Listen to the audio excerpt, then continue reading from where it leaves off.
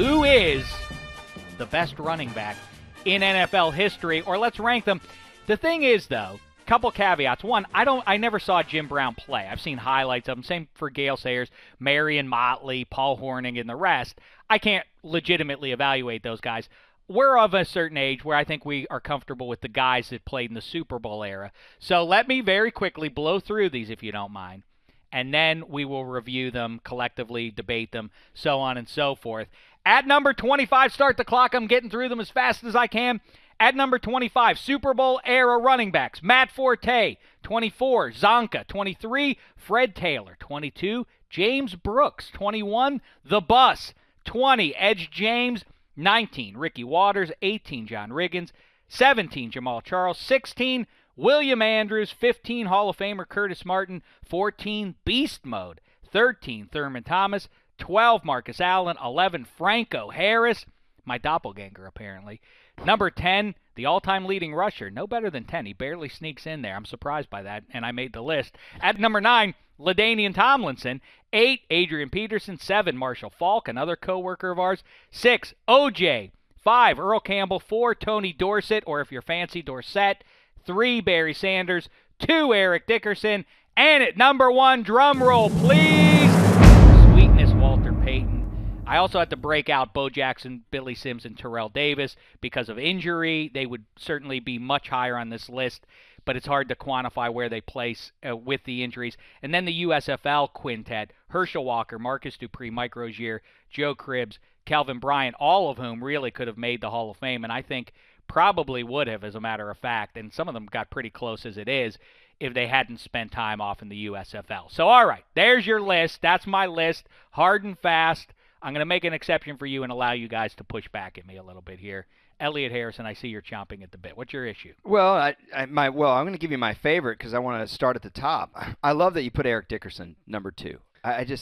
To me, that is so smart. I mean, Eric Dickerson, somehow he's underrated. I don't know how I say that all the time, and you're exactly right. It's crazy.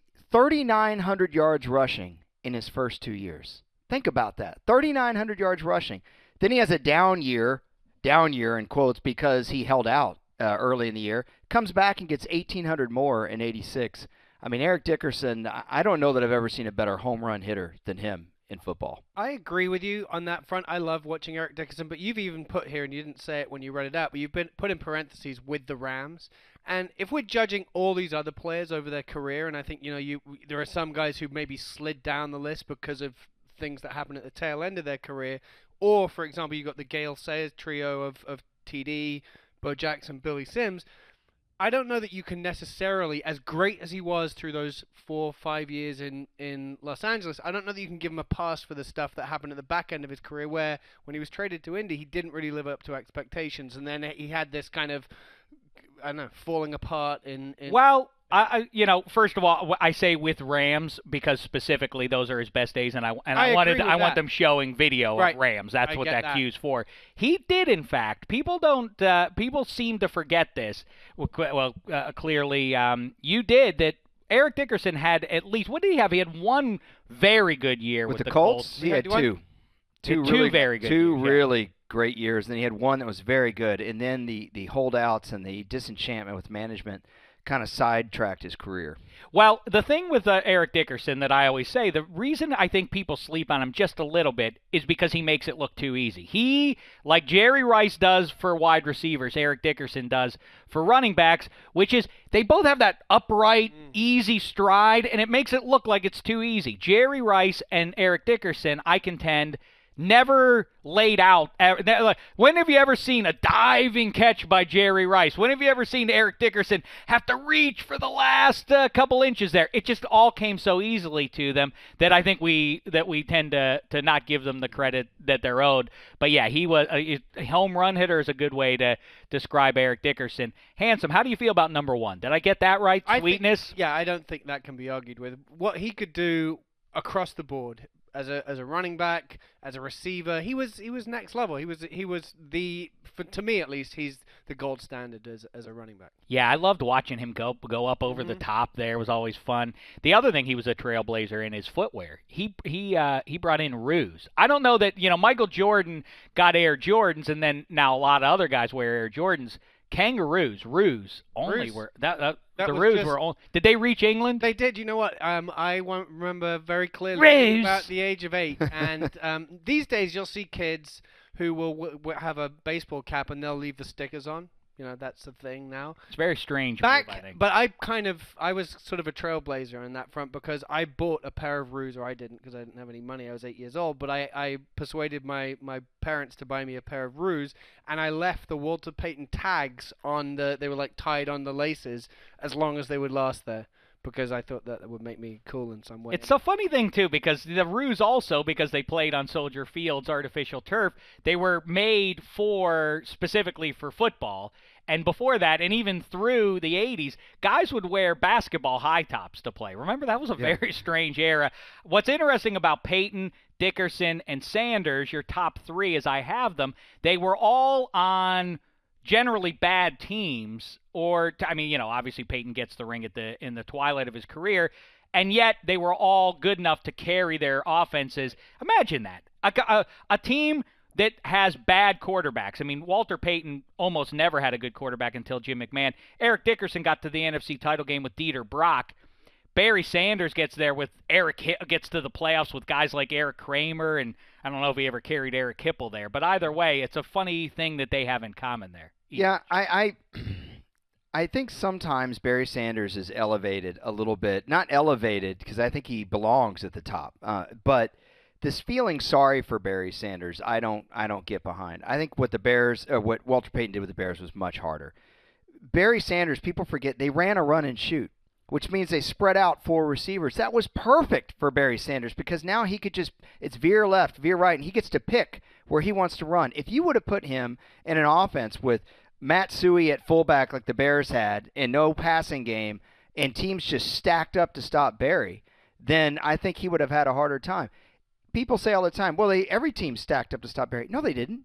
Because if the team runs out 4 wide receivers, by virtue, you have to have, 4 corners and at least 1 safety, if not 2. A lot of times, Barry Spread Sanders, offense, for those who aren't familiar, a lot of that, the guy who gets some credit for innovating that is Mouse Davis, who was a USFL guy in Houston with Jim Kelly and everybody. And, they had good receivers in Detroit, and they would spread it all out. And Barry would very often there were a lot of times late in the second quarter he would be 8 carries for 2 yards because he liked to dance in the backfield. Obviously an all-time great, but I'm with you, EH. I think that people, if I could have anything about a running, it would be a guy who always falls forward, who always makes 3 yards no matter what, and Barry Sanders certainly wasn't that. I agree. I think but if you ask me to sit down and watch the highlight reel for one of these 25 guys on your list, I think Barry's probably the guy that you'd go, I definitely want to watch that one. And we live in the age, and we lived in the age of the highlight in the 90s, and so Barry Sanders became famous. But, and again, in the postseason, against the best competition, he had some very bad games. And I think if you're an all-time great running back, Terrell Davis averaged 143 yards a game in the postseason. Think about that. I think they played in an NFC Championship game against the Redskins. That's right. Blown out like 42-10 or something like that. And I think he had that at least somewhere in the fourth quarter he was still in minus yards rushing during that game. And I'm not trying to disparage him. I just feel like sometimes everyone's if Barry Sanders had this or had that, I don't think he would have been any better. I don't think he would have been one iota better. Next, I have Tony Dorsett there, and let me explain myself, Cowboys fans. Gil Brandt, the architect of those great Cowboys teams in the 60s, 70s, 80s, I've asked him the question, who's the better Dallas Cowboys running back, the all-time leading rusher, Emmitt Smith or Tony? And he goes with TD every time I bring it up to him. Talk about a home run hitter. He was a little bit slight, but I've talked to guys, and I've said this to Gil Brandt, and he said, I completely agree with that. If you would have given Tony Dorsett 4 more touches a game, he would have gone down as the all-time leading rusher. Then the pushback on that is, well, because he's slight, maybe he would have gotten banged up. But it certainly projects out that if you give his yards per carry and everything, he could have been higher up there. As it was, he still went down as one of the all-time greats, starting with his rookie season. Yeah, silky smooth. You know, the only issue I have here really is number 10, Emmitt Smith, staying in the top 10 here. Emmitt Smith. Who should he be ahead of? I would definitely put him behind OJ.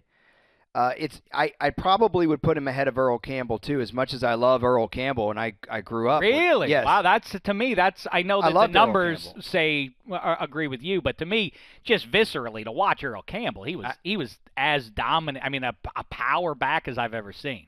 I've talked to Earl several times, and I respect him so much. But part of being a great player is having, the same argument against Terrell Davis. You know, and Emmitt Smith, when you talk about perception, the unfortunate perception, and I was there, I lived it, I saw every game. Yes, their offensive line was amazing his first 5-6 years in the league. But then it went downhill very, very fast. In fact, you and I sat here with Nate Newton on your podcast and asked him why didn't the Cowboys didn't go farther. Was it because of Jimmy Johnson? He said, no, we were all getting old. You know, and Nate Newton, Mark Tuinei, they all went downhill or retired. Eric Williams got in a car accident, and Mark Stepnoski went and signed with Houston. Next thing you know, Emmitt Smith's playing with a terrible offensive line in the late 90s for a good portion. And what happened? And he still put up, you look it up, 1,200, 1,300, 1,300, 1,300, just boom, boom, boom. Maybe not 1,800 yards, but find me any running back in NFL history that's put up 1,800 yards 10 years in a row. Emmitt, even in his 11th year, I believe, ran for 1,200 yards. I respect Emmitt Smith plenty, I think, but I guess this is a bit of disrespect for the all-time leading rusher. I know legitimately he would be offended by anyone whose opinion he respects, at least. I don't think he would count me in that group, but either way, I know he would think himself but he had Troy Aikman and Michael Irvin and that great offensive line. You talk about the Barry Sanders and, but don't those guys all nobody could ever focus on Emmitt Smith. Yeah, but then when you have a conversation about Troy Aikman, what's the first thing they say? Well, he had Emmitt, and he had, somebody had to be somebody good. Had to be somebody, I know, but Walter Payton, Eric Dickerson, and Barry Sanders did not. And so you do have that line of delineation available to you. And, in terms of just, again, visceral, I'm just, who jumped out at you? And as opposed to quarterbacks or maybe even wide receiver, I think running back is, you get poetic when you talk about those guys and their running style. And if you shot them in silhouette, you could still identify certain guys by the way they run. You would know Eric Dickerson, anywhere, in the flash, even if you changed his uniform up because of the way he ran. Mm-hmm. Emmitt Smith was a great banger. I just don't rank him in my top 5 or 6. Obviously, I didn't, but he doesn't rank for me as one of the great runners I've ever seen. But we value the idea that there's such a thing as a workhorse running back, and nothing epitomizes that more than Emmitt Smith. That's right. What he was for that team. So when NFL teams now say we're looking for that guy to be our workhorse running back, what they're really talking about is, I want an Emmitt Smith. Emmitt Smith, to me, also is a lot like Dan Marino or Drew Brees. Marino and Brees are so good at these little subtle movements. This little subtle step up in the pocket, subtle step back, subtle step to the side. That's where Emmitt was so great, and that's why Emmitt doesn't have all the negative runs that Barry Sanders did. He'd see a guy coming at him. Yeah. He'd make one little tiny move. The guy would not get his hands on him, and Emmitt always fell forward. Always. He knew the value of a 3-yard run. That's as important as going for -1 and then going for 80. And even though I cited that 5 minutes ago as why I maybe knocked down Barry Sanders too far. A lot of people think Barry's the best of all time. No way.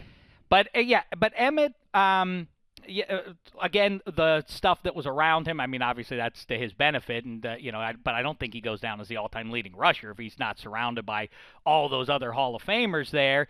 And Handsome, who does he go ahead of in your book that I have up there? That's the difficult thing. I think I personally didn't see enough of Earl Campbell. I've seen the highlights, and I appreciate what a dominant player he was as a. He had wheels too. When I say he's a bay, he was fast. Right. And so I think for me he would go ahead of that just because he was able to do it for longer and to do it more consistently for over a period of years. But I would probably move Earl Campbell down. I think the interesting place is where you have the guy that's initiated this whole conversation rank, because you've got LaDainian Tomlinson at number 9, and what else he did during his career, I think, actually does go underrated. I think it kind of, that Chargers team, he put them on his back several times during his career, and they didn't have that offensive line that Emmitt had, for example, and yet he was able to do, similar to Walter Payton, he was able to do so many different things. Right, but his Tomlinson, yes. I was going to say Marshall Faulk, his career really took off when the Rams offense took off. And again, Marshall Faulk's out incredible. Well, he had a great year in Payton's rookie season in Indianapolis. He did. But when he went from being a really good player to, man, this guy is one of the all-time greats, was with that offense. And I'm not taking away from Faulk. I'm just saying that when teams have to defend Torrey Holt and Isaac Bruce and they spread it out, yeah, you're going against 7 in the box. Again, I lived it with Emmitt. In the fourth quarter, they'd be up 20-10. The late third quarter, and they would literally say, "We're going to run the football. Stop us. This is what we're going to do. We're going to, Payton dealt with a lot of that too in the 70s when the Bears didn't have anything throwing the ball. It's like, we're going to run it to Payton. Stop us." It's just a totally different ball game. Let's talk about our high-profile coworkers, head-to-head, handsome. LaDainian Tomlinson or Marshall Faulk. Choose one.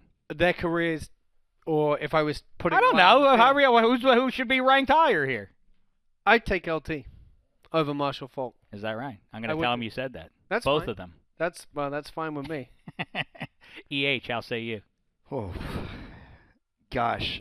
Oh, my gosh. That's so hard. I'd probably take Marshall Faulk because even as a rookie, he was super special with the Colts. But that is so close. It'd be interesting to ask these guys what they think. Adrian Peterson asking him what he thinks. I mean, it's don't get me wrong, it's tight. And obviously, the one guy is Peterson right though at 8? Is he worthy of the top 10? Does he go ahead of Franco Harris, Marcus Allen, and those kind of guys? See, I wouldn't put him ahead yet of our two colleagues. I think we need to see what the next chapter of Adrian Peterson's career looks like for him to get into that type of elevated position. Right. There's got to be some nod, and I know you and I are pretty much feel the same way about this. There's got to be some nod to longevity. I don't think longevity defines a guy's career at all. You and I both believe in the eyeball test, but there's got to be some piece of the pie that goes to, hey, you did it for 10 years.